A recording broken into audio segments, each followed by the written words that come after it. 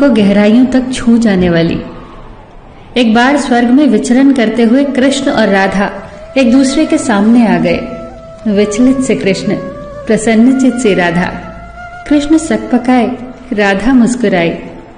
इससे पहले कि कृष्ण कुछ कह पाते, राधा बोल उठी, कैसे हो द्वारिकाधीश।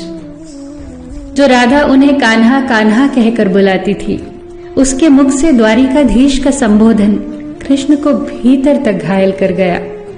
फिर भी किसी तरह अपने आप को संभाल लिया उन्होंने और बोले राधा से, मैं तुम्हारे लिए आज भी वही कान्हा हूं।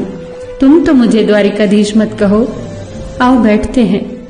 कुछ मैं अपनी कहता हूं, कुछ तुम अपनी सुनाओ। सच कहूं राधा, जब जब भी तुम्हारी याद आती थी, इन आंखों से आंसुओं की बूंदें निकल आती थी।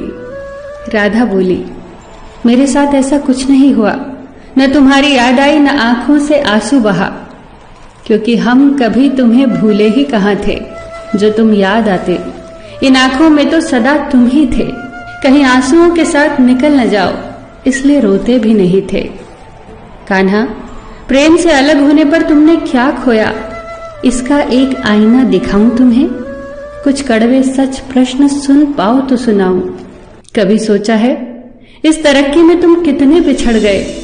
यमुना के मीठे पानी से जिंदगी की शुरुआत की और समुद्र के खारे पानी तक पहुंच गए।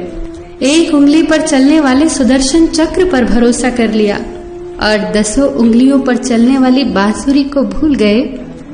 कान्हा, जब तुम प्रेम से जुड़े थे तो जो उंगली गोवर्धन पर्वत उठाकर लोगों को विनाश से बचाती थी, प्रेम से अलग होने पर वही उंगली क्या क्या रंग दिखाने लगी।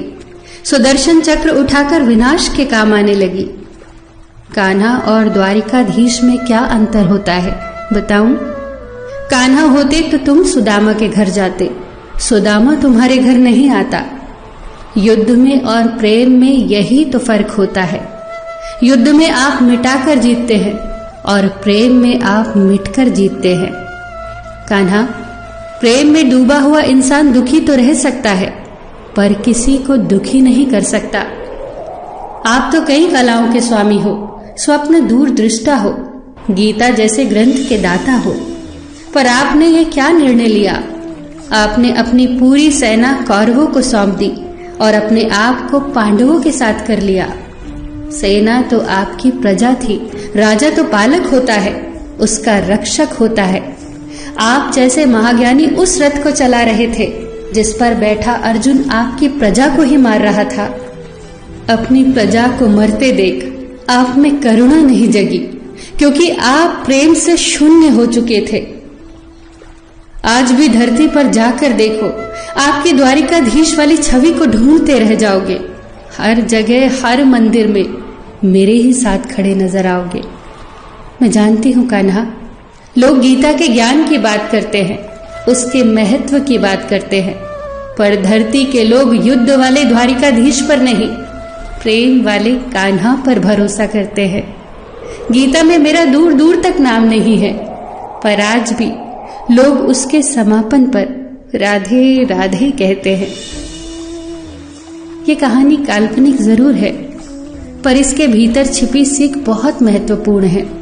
श्री कृष्ण के पास कभी किसी प्रश्न का उत्तर ना हो, ऐसा तो हो ही नहीं सकता, परंतु राधा द्वारा लगाए गए प्रश्न चिन्हों पर कान्हा मौन रहे। यही तो है प्रेम में समर्पण का भाव। पराक्रम में हमें हर किसी को हराना होता है, तब भी हम जीत कर भी हार जाते हैं, परंतु प्रेम में एक ही कईयों का दिल जीत लेता है। सही कहा है कि छोटी सी उंगली पर पूरा गोवर्धन पर्वत उठाने वाले भगवान श्री कृष्ण छोटी सी बांसुरी को दोनों हाथों से पकड़ते थे। फिर मिलेंगे दोस्तों अगली कहानी के साथ। तब तक के लिए अपना ख्याल रखना और हमेशा मुस्कुराते रहना।